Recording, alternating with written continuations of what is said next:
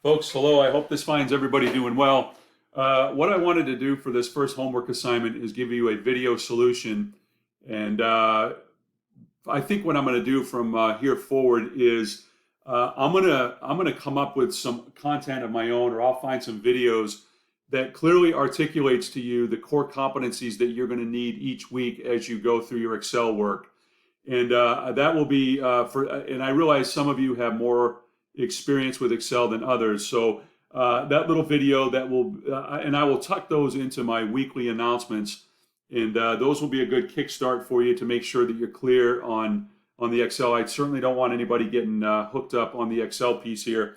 What I have found over the years of using Excel is, the more you use it, the more you find it's pretty friendly and quite simple to use. So like I said, let's do a couple. I'll do a couple videos for this week's homework. I'll do one from chapter 1 and one from chapter 2, and then from here forward, I'll make sure that you have something to begin each week to make sure that you're clear on what the competencies are in Excel that you'll be using for that particular week. So this first question for chapter 1 deals with the Lincolnville School District bus data. And especially when we get over to chapter 2 and we look at the variables themselves and in all the class, or not classes, but observations that we have. I think there's 80 data points in there for a certain number of buses. We'll dive in a little deeper. But what we want to do up front is we want to distinguish between those variables which are qualitative and those which are quantitative. And then once we do that, we'll break them down into a little bit further into a level of measurement. So as a reminder here, what's the basic difference between a qualitative and a quantitative variable? Again, qualitative variables are categorical in nature, or they can be identifiers, as we see here.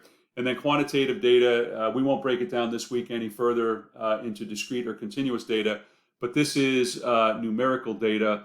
And we will, there'll be a point when we get a little deeper into the discrete and continuous idea. But for now, we'll just assume that this is numerical data. So clearly, as you look at the first three, the bus identifier, or the bus number, which identifies the bus, the manufacturer, I think there were three types, Bluebird, Kaiser, and Thompson. So those are the three manufacturers. And then you have engine types. I think there was diesel and gas. So those are clearly qualitative in nature. And then the quantitative variables, the bus capacity, maintenance cost, age, odometer miles, and then the miles since the last maintenance, those are quantitative in nature. So that would address 22A. 22B wants us to understand this level of measurement idea. So what I did is I pulled this chart out of your textbook. And as we look at qualitative variables, there are two levels of measurement within the qualitative realm, nominal and ordinal. And typically the example that I would use when I try to explain nominal data would be something like a car type or an eye color. Car types, if you think of maybe Honda, Nissan, Mazda, and Toyota, or eye color is blue, brown, hazel, any other color that might be out there. Those are clearly distinct categories, but there is no hierarchy. Now, there may be a personal hierarchy of the car type that you want, or the eye color that you want, but there is no inherent hierarchy within those categories. When I talk about ordinal data, what I typically like to talk about is grades in a course. And that is because I think most students would prefer an A in a course over a B, or prefer a B over a C. And so there is a hierarchy of the categories. When we get over to interval and ratio data to explain quantitative data, the key distinguishing element between interval and ratio data is understanding the interpretation of zero. And obviously in numerical data, zero is certainly present. And when it is, what we want to understand is zero have a meaningful, is there something meaningful about zero when we consider it in the terms or in the context of a certain variable? And is there a meaningful ratio between the measurements in a quantitative variable? And typically the example that I would use when I talk about interval data is temperature. And again, the first thing to ask is, what does zero mean in temperature? Does it mean there is no heat? And in zero doesn't mean there's no heat. It just means it's really cold outside.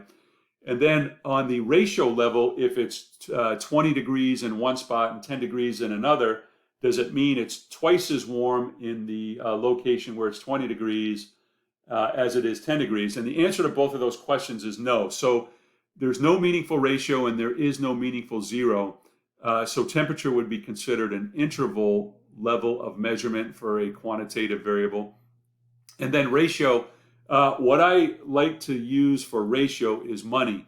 And if I am to go to my bank account and look and see how much money I have in my bank account, and it says I have zero, that's very meaningful to me because it says I'm not getting any lunch today since there's no money in there. And then, in my family, my wife typically has more money than I do. So if my wife has $10 in her pocket and I have $5 in my pocket, if I take a look at the ratio between 10 and 5, that's 2. And that would, in fact, be the case that my wife has twice as much money as I do. So money would be a ratio level of measurement for that certain quantitative variable. And so let me just wrap this up, and I'm gonna terminate this video here, and I'll do a second video for chapter 2. So these are not too long. But again, the key outcomes for this week from chapter 1, really making sure that we understand the difference between a qualitative or categorical variable and a quantitative or a numerical variable. And then how do we break them down further into nominal and ordinal variables on the qualitative side, and then interval and ratio for quantitative variables. So I hope this is helpful. Again, I will post this, and again, so these don't get too long. I expect what I will do for chapter 2 will be a bit longer than this. So I'll post this one for chapter 1, and I'll look forward to seeing you for the chapter 2 explanation. If there's any questions on this, obviously please reach out and we can discuss. Thanks, and I'll see you over in chapter 2.